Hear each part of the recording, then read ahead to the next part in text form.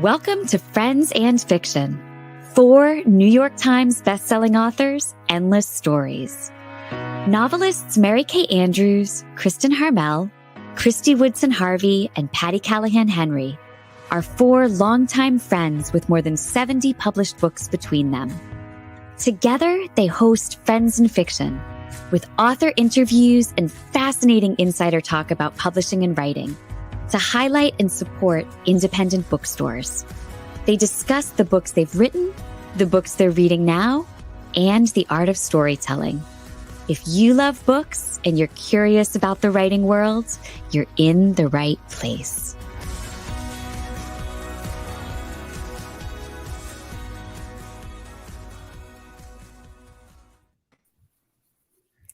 Hi, everyone. Hi. It is Wednesday night, and that means it's time for Friends and Fiction. It is our favorite night of the week, and we hope it is for you too. As our beloved Mary Kay Andrews says, dinner can wait. It is time for Friends and Fiction.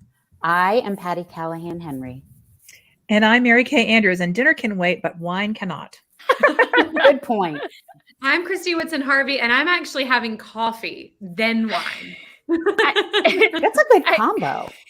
Yeah, I'm right? Kristin Harmel, and I had to take steroids for my next chemotherapy treatment. So I am like hopped up on steroids, so no need for wine. We're just going to let you run the show tonight. It'll be over in 5 minutes if you let me run it. Like bam, bam, bam. Yeah. Then no, shush. All right. This is Friends and Fiction, 4 New York Times bestselling authors, endless stories to support indie bookstores, authors, librarians, and readers like you. Tonight is such an incredible show. We are hosting Marie Benedict to talk about her newest work of historical fiction that has been everywhere. It is called The Mitford Affair.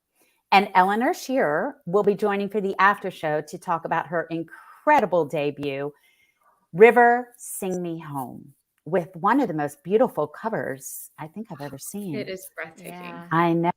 So settle in, grab your drink of choice or a bowl of popcorn, but not dinner because that can wait, and get ready for a great night. I don't recommend them. You know, we have done unbelievably 155 shows and with over 110,000 members in, but our mission hasn't changed. We are here to bring you incredible authors, hot reads, and fascinating interviews, all while supporting indie bookstores. One way you can help us support ladies and indies is to buy from them when and where you can, or to visit our own Friends and Fiction bookshop.org page, where you can find Marie's and Eleanor's books and books by the 4 of us and all of our guests at a discount.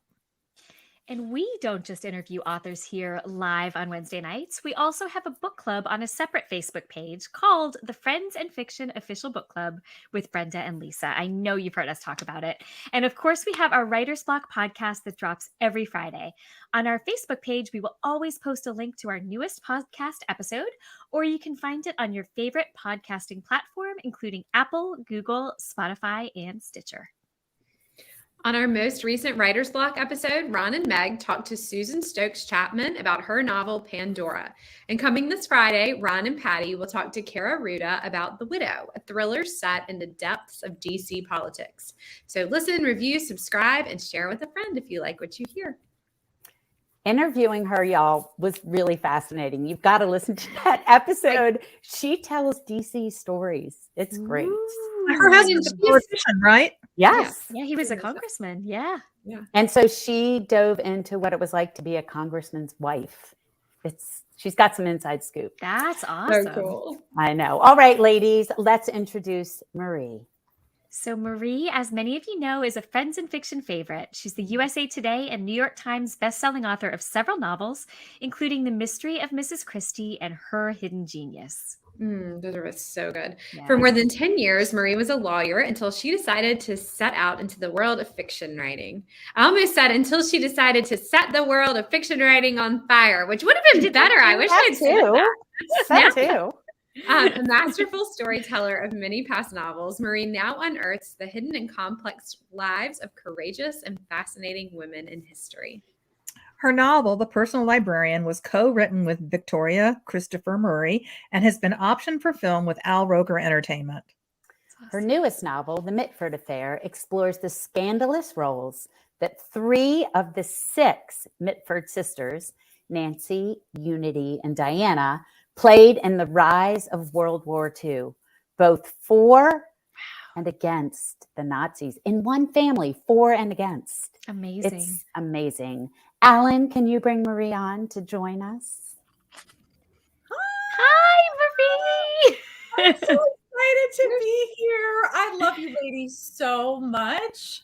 We're so excited. I just love to be here with you, and I love to watch you and listen to you and be with you. Yay. Well, We'd love to obviously, feel the same. it's mutual. And we are so thrilled to have you with us. Oh, And we've been talking about it all week. We can't wait to talk to Marie about this book. And we've seen you on the road and how much people have been interested. We saw you in the Wall Street Journal. You've been everywhere. So, as I was reading this book, I was thinking so much about how often I have found fascinating, sometimes small, but always important pieces of history that I had no idea about, right? Like one little thing that turns the story we think we know upside down. And when I was reading The Mitford Affair, I texted our MKA thinking I had some scoop for her because we are both kind of into the Guinness family history.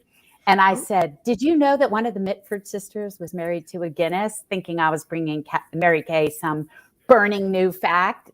And wah, she already knew. Yeah. So before we take a deep dive into this book, I'd love for all of us to talk about something we each discovered in historical fiction or any kind of fiction that set us back or turned the story we think we knew on its head. Mary Kay, has that happened to you? Yeah, so many times I'm thinking about, I'm embarrassed to admit I had no idea of the vital role so many women played, for instance, in the intelligence community during World War II. And that's something I learned a lot about in Kate Quinn's The Rose Code. And of course, too, going even back to Kristin Hanna's The Nightingale. Yeah. I think what happens is so often across the board, women's roles in history is downplayed. Yes. Gets lost in the shadows. Yeah. I did not know you were going to say that. And that is what I was going to say. I had no idea that there were like all these female spies during World War II. I really didn't until I started reading these amazing books. And then I was like, wow, how did I not know about this? But also, Christina McMorris's new book taught me so many things I didn't know about, like the Monopoly boards and the spy glasses, like all the little subtle tactics that people used during the war for like espionage or just survival or, whatever it was. Very cool. It's crazy. I feel like there's so much about a period of history that wasn't that far in the past that we don't know. You know what I mean? Like I feel like we're still unearthing so many new stones, so many new pieces of knowledge about World War II. For me, the one that came to mind first was that I just finished reading Hazel Gaynor's latest, which will be out in June. It's about the sinking of a British refugee ship with 100 children aboard. Most of the kids died. It was torpedoed by a German submarine.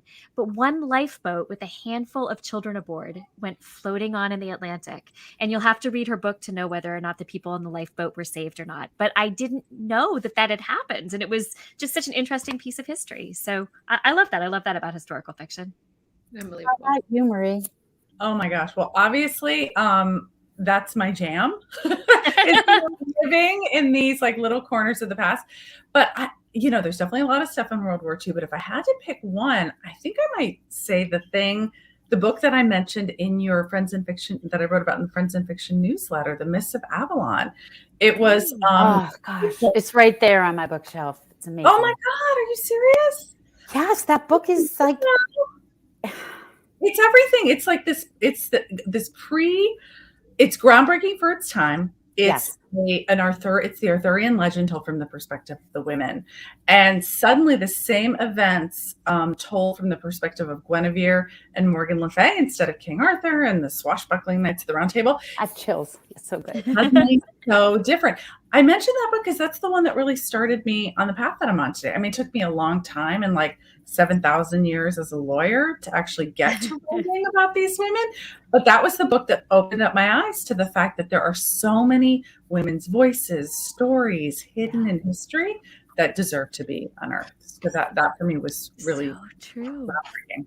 You know, when I was in elementary school, I used to read those biographies, you know, the library biographies. And the only time they were about women, they were about first ladies. Oh, that's Oh, Mary Kay. interesting. Of course, I was in elementary school in the 60s, but What an still, interesting. Still, they were probably still in my elementary school in the 70s. Yes, right? same. I don't think that changed until very recently. Yeah, I would think say you're right. 15 years is probably when you start to see that shift. And even now, I mean, it's still hard to dig up. Yeah. Yeah. But I've loved seeing it even in mythology with Circe and some of these books coming out about. I just read a book for Blurb called Horses of Fire that is about the Trojan War from the women's point of view. Oh, I love it. I know, but think of all the stories told that have left us Half out of it. Yeah. Well, left half the story out. Yeah, Absolutely. or if not more. Yeah. Right? Yeah. I mean, we know it's usually more, right? Right. Okay, but we're Let's going be to talk honest. about the Mitford pair. So, Oh my God. Marie, first, I want to tell you how much I love this book. And then I want to talk to you about these bright young things, a moniker that I am way past being able to use. But in the Mitford pair, we have 3 of the 6 Mitford sisters. I didn't know there were 6, but 3 of the 6, and there's a brother in there, but I always describe him as kind of like a footnote. We got to just focus in on this. Yeah, he's mentioned.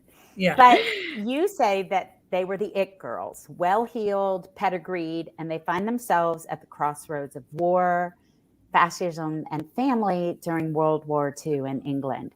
So if that's what the book is about, our favorite question is, for you, what is it really about? Oh gosh, for me, it's really about, I think 2 questions, because there's usually something going on with me personally or in the world around us that prompts me to choose one of the women on my list, right? Because I have a lot of women whose stories deserve to be told, who kind of make the cut on my list. And in this case, we live in such a polarized world in terms of beliefs and politics, and it plays out with families so often. And I really just wanted to understand how people can arrive at some of the beliefs that they do, right? Not judging them one way or the other, just trying to understand how people come to believe what they believe. And then to really take a look at how those different belief systems can play out in families and choices that people make. And I had been aware of the Mitfords for some time. I'd read Nancy Mitford's stories, which are largely autobiographical. And, I was sort of fascinated both with kind of the glitz and glamour and also the eccentricity of the Mitfords. Yeah, that's a good word. That might be an understatement, actually. Peculiarities might be better. But when I was researching another book, Lady Clementine, about Clementine Churchill's wife, the Mitfords play a significant role. And I started to be reintroduced to them. And as I kind of dug into this story and found this unbelievable, mind-boggling array of activities and beliefs that these sisters espoused, acted upon, it just felt so very familiar. And it seemed like a really ripe tableau to kind of explore some of the questions that I've been thinking about myself. Yeah, that's awesome. That's so interesting. These sisters, like Patti said, are just so fascinating. And maybe since, the beginning of time immemorial, sisters have differentiated themselves with like nicknames and adjectives, like the witty one or the pretty one or the athletic one. So the Mitfords and their 6 daughters were not any different from the rest of us in this way. And you tell this story, as you said, from 3 of those sisters' points of view, leading to such fascinating insight into each of them. So you have Nancy, the novelist, Unity, the awkward one, and Diana, the beauty. So will you tell our listeners who haven't read the book about these sisters? Oh, absolutely. And I just want to, before I do, back it up by saying, I'm the oldest of 6 myself. And I didn't know that about you. We're not the Mitfords. Full disclaimer, we have no crazy belief systems like that. But the question that you raised about how sibling relationships shape us as people, both our personalities, our belief systems, our beliefs about ourselves, all of those things were kind of another area that the Mitfords gave me so much material to work with. In this case, the Mitfords are, these 6 beautiful, brilliant, eccentric it girls. And these 3 sisters in particular claimed my attention because they all kind of get wrapped up in these really extreme political movements that kind of begin or that are taking hold, in Great Britain at this time. Growing up, Nancy always told Unity that she was the unattractive one. So Unity, who I think is beautiful, believed that she was the unattractive one, right? And so she had this void within herself, and she was trying to find ways to stand out. She wasn't the prettiest. She thought she wasn't the smartest. That was Nancy. Diana was the prettiest. Nancy was the smartest. What did that leave for Unity, right? And so I kind of felt like she had a void within her that made her want to rise up and claim something unusual to be her own. And believe it or not, as a young teenager, that thing was fascism. I mean, yeah, right? Like that's a normal, like some teenagers have pictures of rainbows on their walls, like swastikas, portraits of Mussolini and Hitler. And in the bedroom she shared with Jessica, where she drew a line down the middle, Jessica, the next sister down after Unity, she decorated her half of the room with emblems of communism. Because if Unity was going to be a fascist, then by God, Jessica was going to be something different, and she was going to pick communism. So it was such a great example of how these sisters formed their beliefs, formed their understandings of themselves and who they were in the world because of each other, not necessarily because those were beliefs that they themselves held. That is just so incredible. And that's so true too. We really do, like, even as adults, I mean, we, our role becomes something slightly different depending on, who we're with. So that's really fascinating. So now that we know who the sisters are, this research, I cannot even imagine. So I guess it was fortunate that Nancy wrote novels and Unity wrote articles, and maybe there's some personal letters. Maybe you could tell us about that. But what did you find? And then how in the world did you think, okay, this is my core story. This is what I want to say. Wow. Okay. So the research, I write about usually very unknown women from the past. So in this way, the Mitfords were a little bit different because they were so famous during their lifetime. I mean, there was one reviewer who recently said that they were like the Kardashians of the 1920s and 30s. Oh, that's so cool. A bazillion newspaper articles, accounts, but there's also what, as like a historical fiction writer, is usually like the golden ticket, and that is autobiographies. With the exception of one of the sisters, Unity, every single one of these sisters wrote one, if not multiple, autobiographies. And they were prolific letter writers to each other and to others. And a lot of those records have been kept. So unlike a lot of the women I deal with, there was like an overabundance of information from original source material about these women. So, but here's the trick. These sisters were like the original PR spinners. So you had to kind of sift out what they said about their past. Diana, without giving away too much, she needed to recast some of her actions in a more flattering light, right? You think? So her autobiography wasn't exactly what I would call the God's honest truth. Kind of had to sift through that. So all of that together, and the letters in particular were really helpful because those are a little bit more real time and a little bit less spinny. Those really helped me understand the characters and the timeline and the events that were happening. And, a lot of other things were happening than what I depicted in the story. But to me, with the themes I was interested in, I wanted to explore the way that Unity, who was already ripe for her interest in fascism, pairs with Diana, who leaves her Guinness, this is not a spoiler because it's page 1, Guinness heir husband, who is handsome and loves her and is fabulously wealthy. And is a Guinness. Who you love, right? The Guinness. With like mansions and lakes and children. And children that she had right. bye kids, for Sir Oswald Mosley. Now, I don't have my slideshow here, but if you pulled that picture up, you would be like, what is happening here? I looked him up. Right? I mean, Brian was, he was literally the cat's meow. I don't know what the cat dragged in was Oswald Mosley. I mean, he was, but more than anything, he was the head of the British Union of Fascists. And that here's Diana, who's never been particularly political, suddenly rises up and becomes really the first lady of fascism in Great Britain. And Unity does not want to be outdone because fascism, of course, has always been her thing. That's her thing. Mm-hmm. So she's going to one up it, move to Germany, stalk Adolf Hitler, and she's going to become really, in many ways, the first British lady of Nazism. And by golly, that's what she does. And so you have these unbelievable events, without spoiling way too much, taking place, and these sisters with this unbelievable access leading up to World War II. And Nancy, who's kind of like, what is going on around here? Incredible. Wow. I'm so fascinated by how you do that. Because I mean, you and I have talked about this before. I write historical fiction too. Most of us do or have. It's such a different skill though, taking absolutely real women and telling their absolutely real stories. But then you get to the emotions of them so well. It's just, I'm in awe of what you do. Truly. It's such an incredible thing. And I can see how hard you work and how deep you dig for these characters and these stories and these human emotions. It's incredible. I love listening to you talk. I could listen to you talk all night, but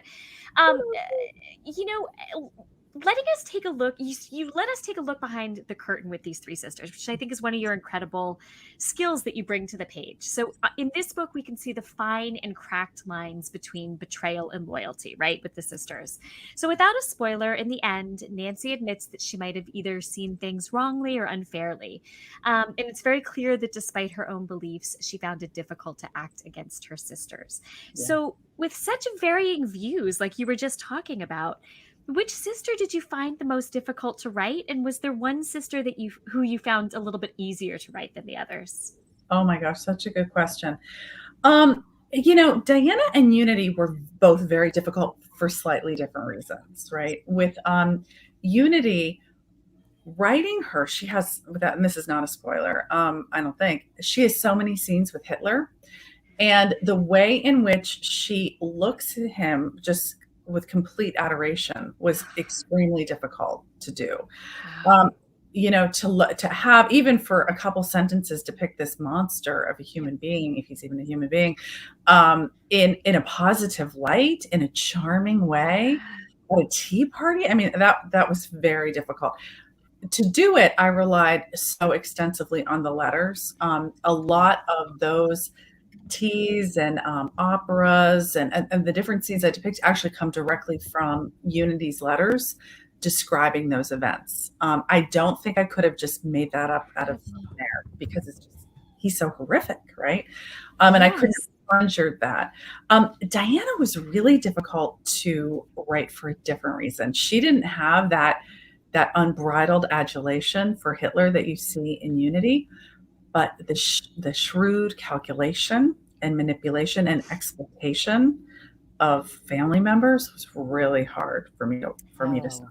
I'm super, super tight with my siblings, and I could never, ever in 10 million years even approach some of the things that Diana does. So those two were very difficult for very different reasons. Nancy was the easiest. But even then, not always easy, because sometimes she can be so terribly snarky. Now, my younger siblings would probably say there was a time when I was the older sister, but I would definitely say I hopefully never tread on some of the really terrible grounds that Nancy tread on. But I do feel like she has an evolution throughout the story. She maybe starts in one place and ends somewhere else. And so I was able to kind of get through some of those darker times, knowing that there was going to be some growth there. That's awesome. This story is so fascinating in so many different ways. And really, Marie, I think what you need to do is lead a tour a Mitford tour around England. Yes. I'm in. Yeah. And have friends to join And you. have friends. Yes. Yes. I mean, that goes to the next level. Yeah, I mean, I have a friend who's cuckoo obsessed with the Mitfords, and I told you that. And so she took me to Chatsworth House, which is Deborah the youngest sister? Yes. And I didn't even mention her. Debo, right. Debo. She's the youngest. She doesn't figure as prominently in the story because she's so much younger when these events transpire. But I do think she is a great example of how siblings become what they become in spite of or because of their others. Right. And so that brings me exactly to the question I want to ask you. And it's not about the Mitfords as much as you. You have said, or maybe I read, I don't know, somebody said, you said it in your author note that each Nancy's novels are a stand-in for her upbringing. So a lot of us believe that every book we write changes us in some way. Yeah. Do you feel that this book changed you in any way, or that your most previous books changed you?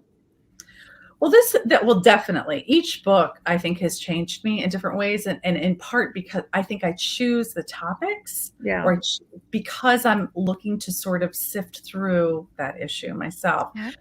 In this book, I think I very naively used to believe that people arrived at their political beliefs without any judgment about what they are. I used to think that people arrived at those beliefs through an ideological sense, right? Like they thought that, this belief system, this political belief system espouses something that feels very true to me. But in fact, I think processing these sisters in the way in which they find themselves in these, I let me get into Jessica with her communism, these different political movements, in each of their cases, it really seemed to be something personal that drove them to those belief systems, not something political in and of itself. And I think that really opened up my eyes to the fact that a lot of people's political beliefs are born from that sense, that it's something else that's happening to them or around them. And that helped me understand people a little bit better. In some cases, made me more empathetic. I think it maybe will allow me to have some better understanding and conversations with people around it. So that was really helpful for me. The personal librarian, for example, I had a complete, that was like a life transformation, writing that book with Victoria. Where I came out in my understanding of race and racism and roles and history and how we ended up where we are changed completely as a result of that. So each book is a little bit different in that way. That's amazing. Yeah. Well, I feel very fortunate. I get to explore each, and I get to pick a topic and a woman and a time period that helps me process and understand something. Yes. Yep. Do you think there's a way to remain loyal to somebody without supporting their ideas and beliefs?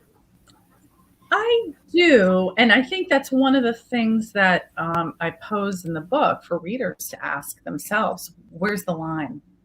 I think for each of us, there's a line, and I will tolerate or turn a blind eye to your beliefs up to this point. But once you've hit this precipice, that's it, no longer. And then what you choose to do with it is different, whether it's just not have that person in your life or whether take specific action. And that's the line that Nancy comes up to, right? And when when the road takes a certain turn and she has to make a choice.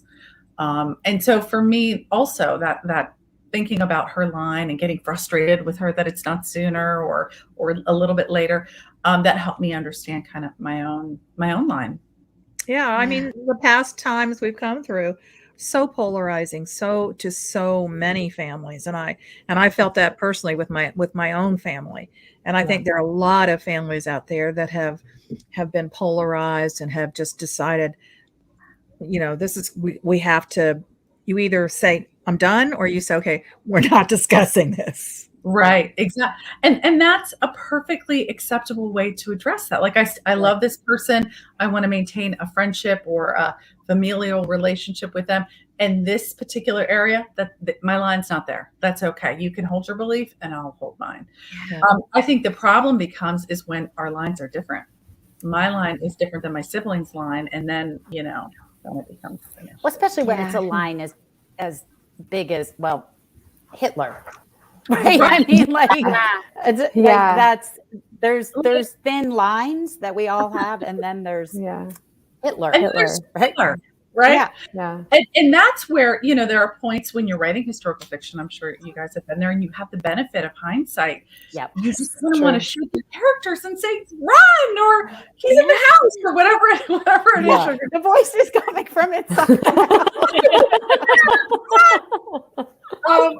Knowing what we know about Hitler now, of course, we can look at Unity and say, what on earth are you doing?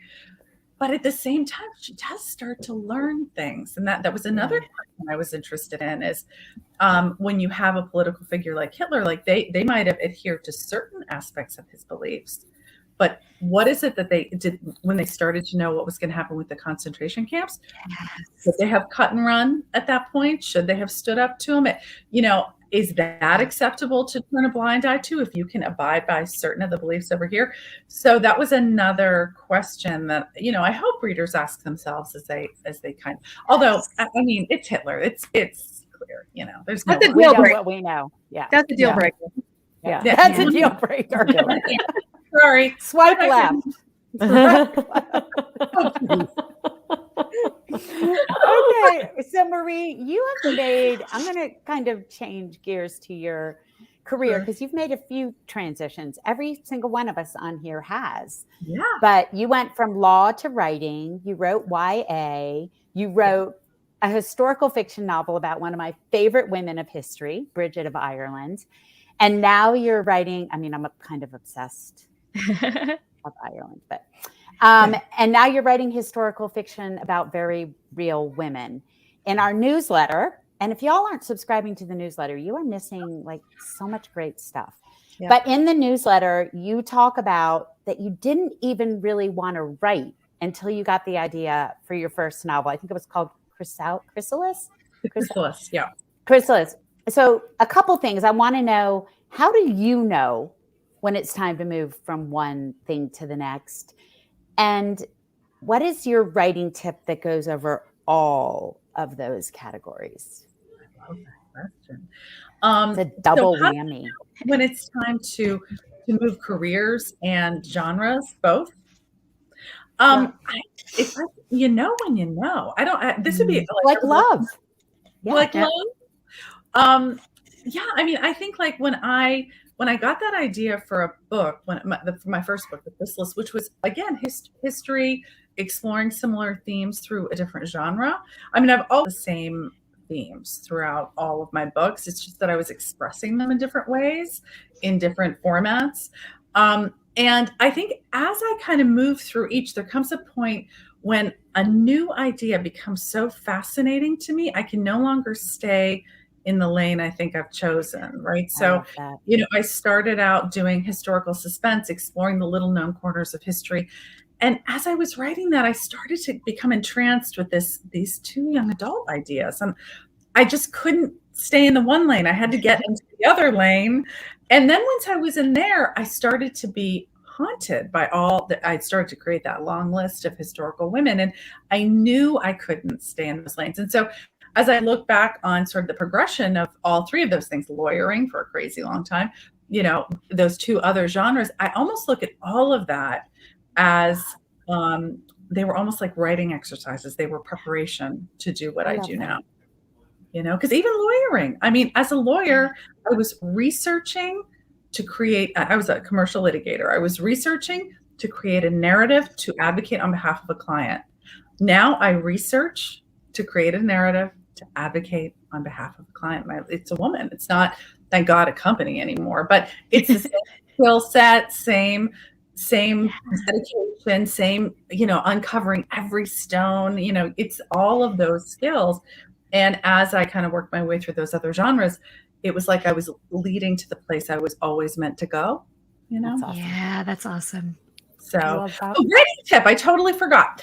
I wasn't going to let you forget, but Writing tip. Okay, so no matter what genre, so years ago when I first started writing, a really good friend of mine who likes to collect all these little nuggets of information, who's a writer, said, you know, that she had read this scientific study that you should pick particular music to listen to when you're writing a book or a short story, whatever it is you're writing, and always play that particular music when you are about to transition into writing that.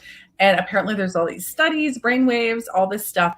And so I tried it, right? And it, honest to God, does work, at least for me. So way back with my earlier genres and these books, sometimes I know exactly what the music will be. Sometimes I have to play around to kind of find it. But then I usually have either one soundtrack or two, depending on what I'm writing. And those will become kind of they help me transition much more quickly into what I'm writing and conjure up the time. I love that. It's like it opens the door to the rabbit hole or something. Yeah, that's like, I'm right back to where I left off the day before.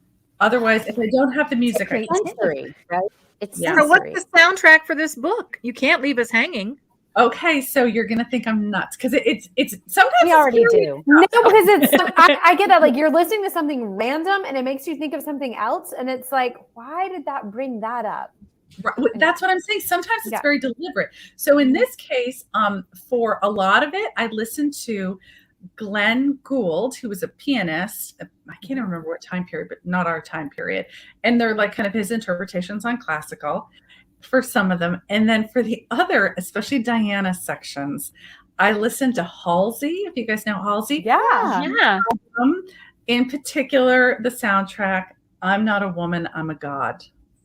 Oh, that's amazing. Okay, cool. Like, that is Diana. She believed she wasn't just a woman, she was a god by God. And that's how she kind of approached her life and did the things that she did. So, and it's different for every book. Oh, wow. Okay. So Marie and all of you listening, we have more to talk about with Marie. Plus we have an incredible after show with Eleanor Shearer coming to us straight from the UK.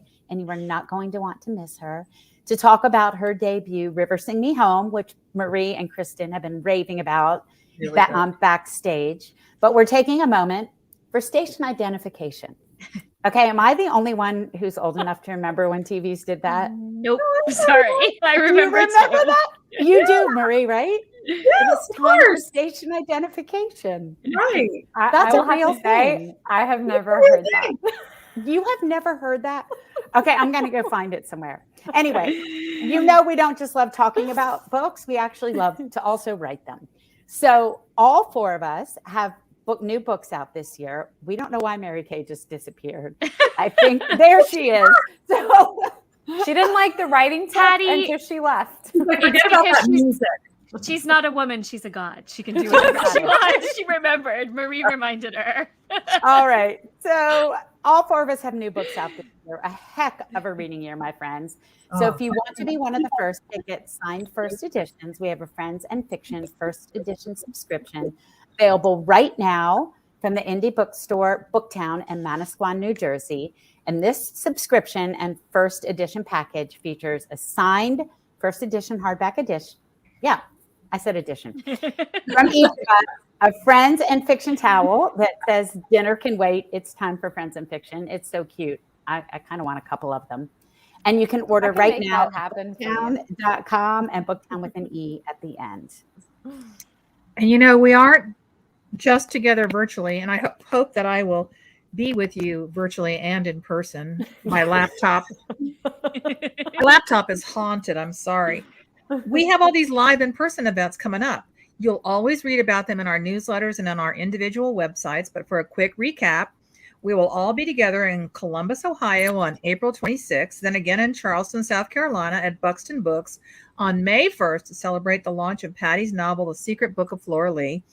You can even start buying tickets right now as that ticketing link is already live on the Buxton Books website. The VIP tickets are nearly sold out, but I happen to know that there are some other tickets. Yeah.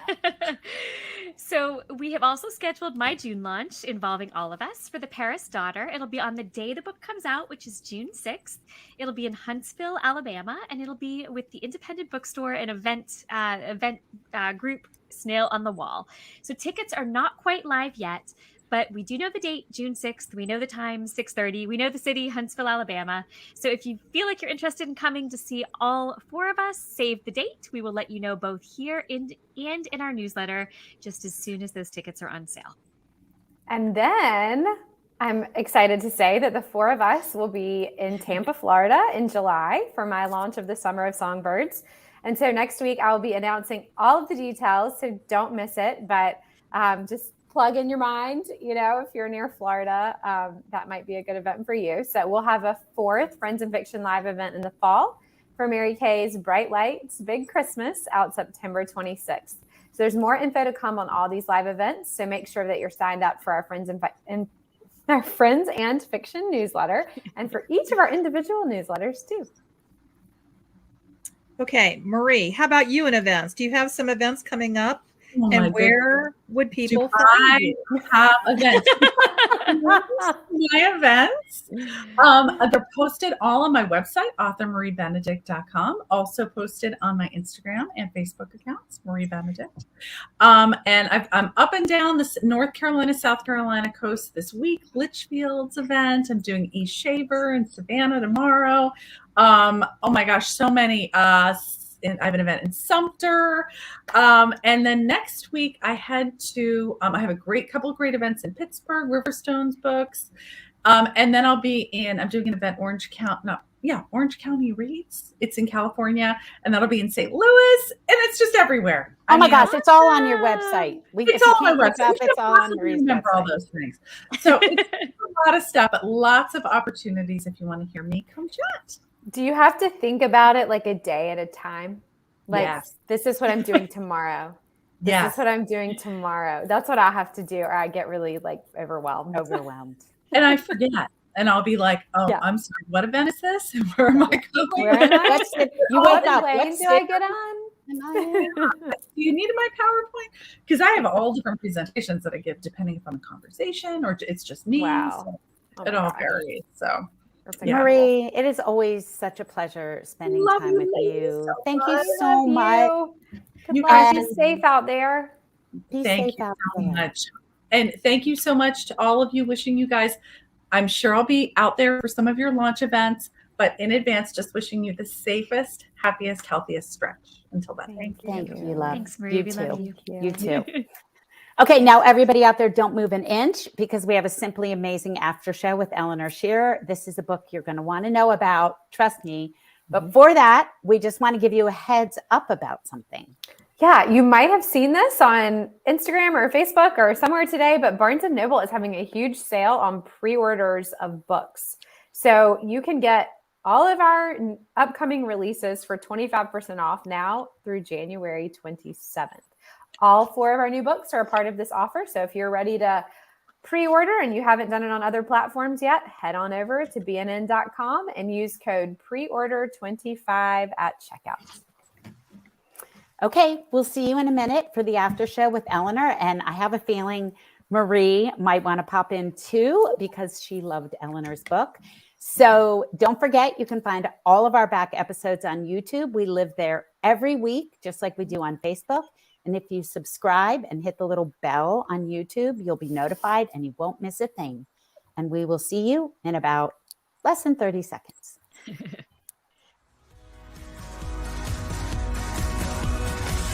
Thank you for tuning in. You can join us every week on Facebook or YouTube, where our live show airs on Wednesday nights at 7 p.m. Eastern Time. Also, subscribe to our podcast and follow us on Instagram. We're so glad you're here.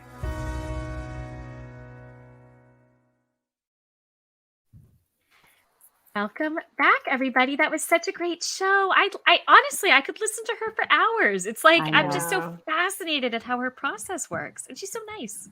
Yeah, that's great. What a pleasure of a guest. All right. Yes. Well, we are very excited to also chat with Eleanor Shearer.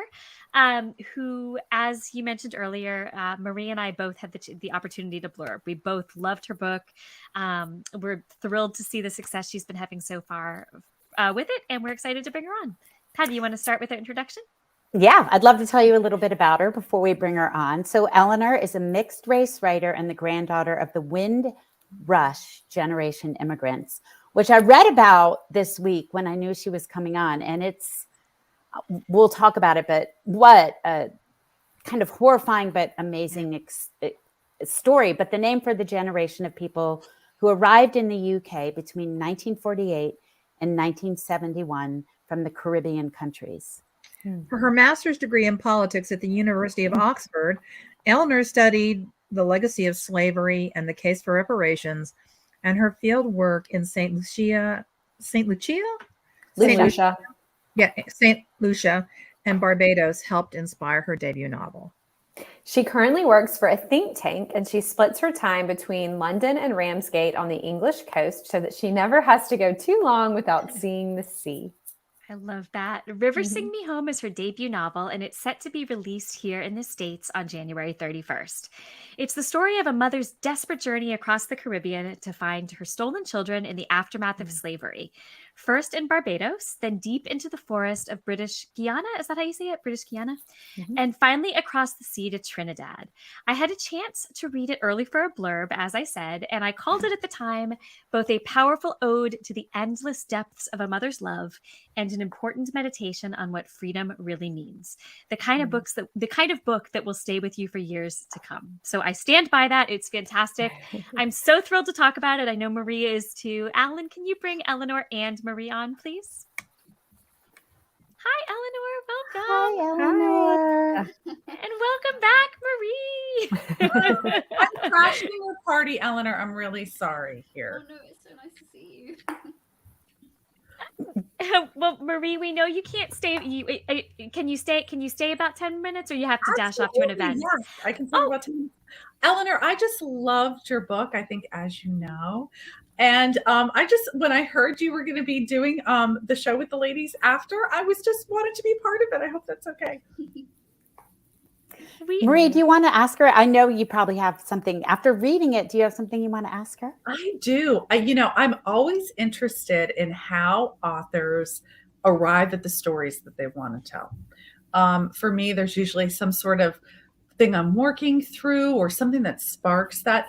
I'd love for you to share, because it's a little bit in I think your author's note, but I'd love for you to share how you came to this really powerful, incredible story in River Sing Me Home. Yes, thank you so much for having me. I hope my audio is okay. Can you all hear me? Fine? Yes?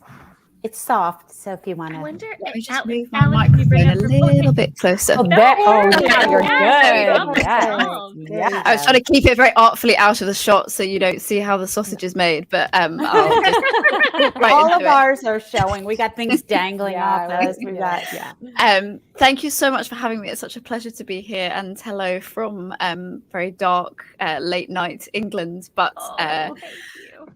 Thank you, Marie, for asking about the origins of River Sing Me Home, because it is a very special story. So it's almost 10 years ago now, back in 2013, when I was a teenager. I went to this exhibition in the UK, and it's about slavery in the Caribbean, but particularly resistance to slavery in the Caribbean. So the whole point was that in the UK, certainly we learn about slavery as this bad thing that happened in the British colonies, but then there were these white people that realized it was bad and they gave the slaves their freedom, which is just not doing justice at all to the agency of enslaved people who were constantly resisting slavery in ways large and small, from the Haitian Revolution through to everyday acts of resistance.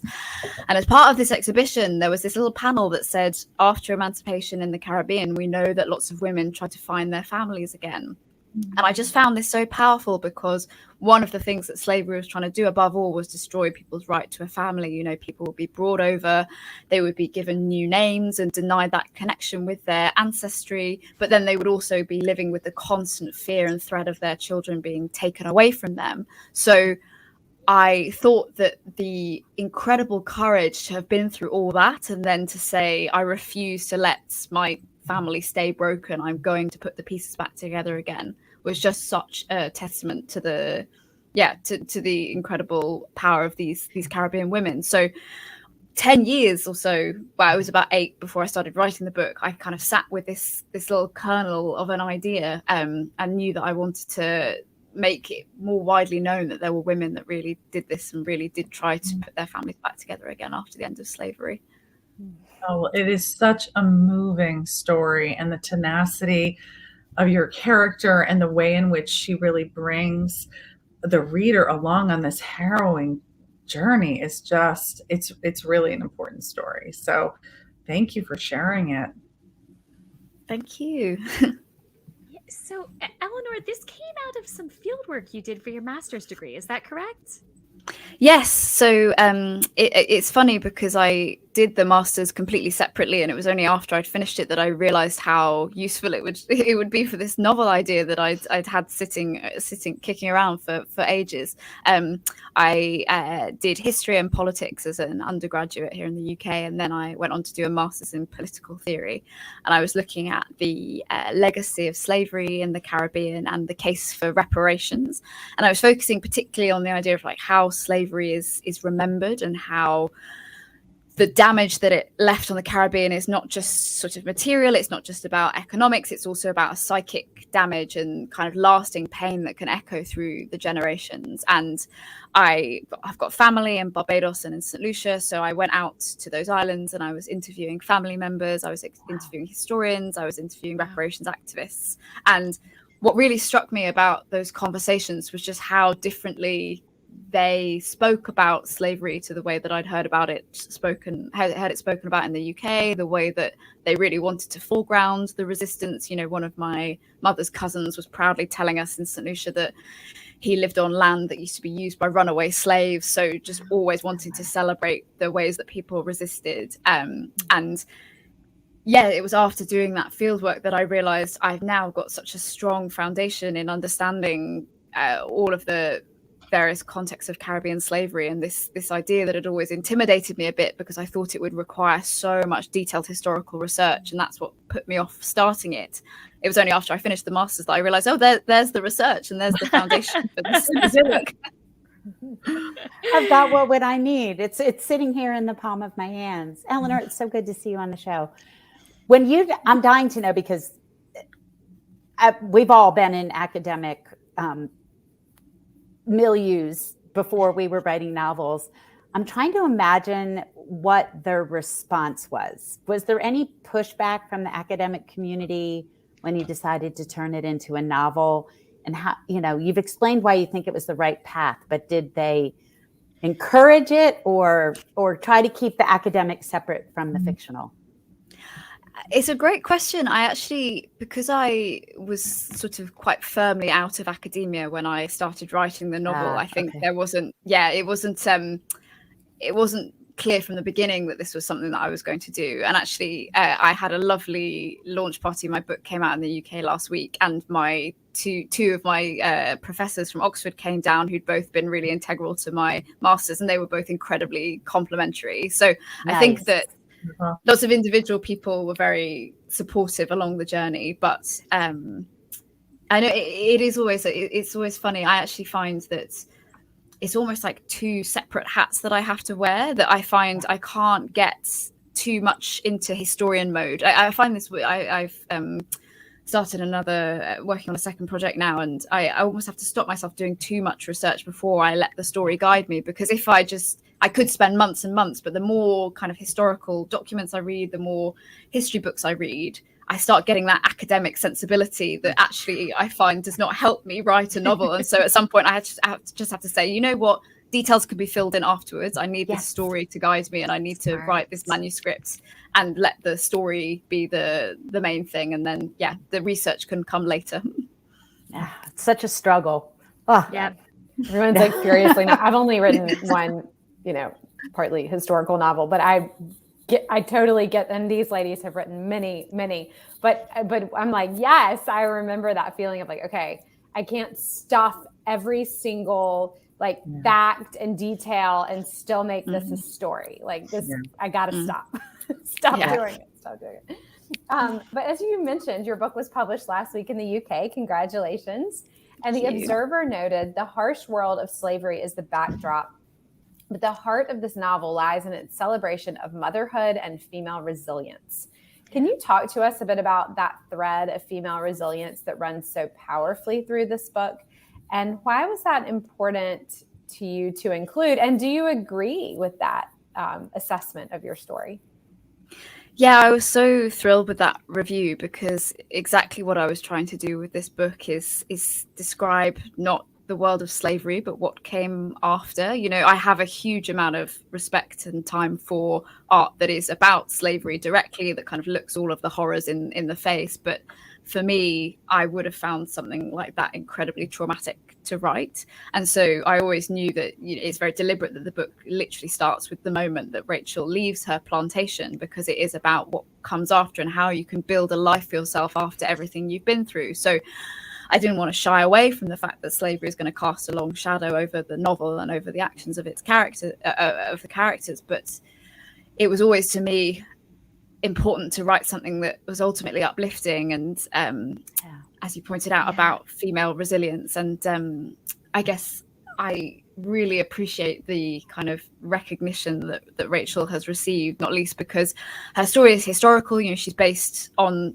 not just the true stories of women that we know really did make these journeys, but in particular, there's one woman who features in an oral history text called To Shoot Hard Labour, which is about the life of this man called Samuel Smith, who was born in Antigua in the 1870s, but because he lived to be 103, he was able to tell his grandchildren his story in the 1970s. But he talks about his great-great-grandmother, I think it is, Mother Rachel. So Rachel is named in her honour, and Mother Rachel walked from the south of Antigua to the north of the island to find her daughter. So Rachel draws on that, but she also draws on women in my own life. So particularly my mother, stories of my grandmother who I never got to meet, but my step grandmother as well, and my aunt, and these wonderful Black women in my life who are so resilient, but also just so wonderful, loving, kind, tender. They contain the full spectrum of human emotion, which I think is not always. I was very cognizant when I was writing the book that there are a lot of damaging stereotypes out there about Black women, and I wanted to have a character that is nuanced and has. She's strong and she's resilient, but she's not just strong and resilient. She's contains multitudes. So yeah, I'm very fond of Rachel. I'm so excited to see that people are connecting with her as well. That gave me chills when you said that. She contains multitudes. Yeah, so like that should be multitudes. Wow. Eleanor, is this your debut novel? Yeah. Yes, it is. Oh, that's amazing. Quickly, Kathy, Mary Kay, before you ask your question, I see in the chat Marie's saying that she has to take off. I know she has an event tonight, so we'll quickly say goodbye to Marie. And Marie, thank you for sticking around. I know you really wanted to say hi. Oh my God! Thank you, Marie. Congratulations, Eleanor. It's just so exciting. Yeah. Thank you. Thanks, Marie. Okay, sorry, Kathy. Back to you. Okay. All right. So since this novel came about in such an unusual way, having stemmed from your academic fieldwork, and you did mention that you're working on a new book, could you talk to us about that? What's coming up? Yes, it's very early days, so I don't know how detailed I'm going to be able to be, but I think that I really love that sense of a book growing out of a kind of kernel of truth, but particularly these stories from Black history and Caribbean history that aren't that well known. And so I was reading a history book about the abolition of slavery in the British Empire, and it had this detail about how there were these runaway communities in Jamaica, and there was a group in particular that got exiled for trying to start an insurrection, and they ended up in Nova Scotia in Canada. And the idea of the complete dissonance between the Caribbean landscape and the Canadian landscape just really struck me. And in particular, I love books that are able to thread together kind of places in the world that you don't think of as connected at a particular time. I feel like we learn history in these really siloed ways, where you think of British history and you think of American history, and you don't necessarily think of the people that would have connected the dots. And so the idea of being able to write about this this connection between these two unlikely places really excited me. So yeah, I'm working on a book that's going to be set in Nova Scotia about these exiled Jamaican Maroons trying to make a new life for themselves. Has the publication of this book changed the way you think about the ways that history can be shared with the world?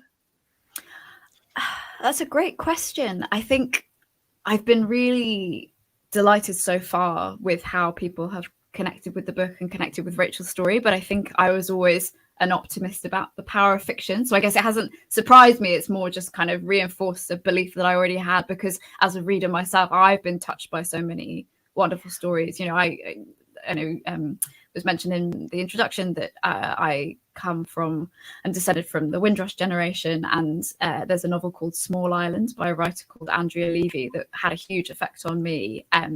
Was one of the, I think, best portrayals of the kind of Windrush experience, but also not just for people of Caribbean heritage, but that book is incredibly important to lots of people in Britain, and really, I think, brought the Windrush experience to wider British attention. And so having models like that when I was writing, I knew that it was possible to sort of change people's minds and hearts with fiction. And I just hoped that I would get the chance to do that with my novel as well. It kind of loops back to what our first question when we talked about the things that we are so surprised by when we read historic fiction stuff, you know, windows we could never see through until we started reading historic fiction. Yeah.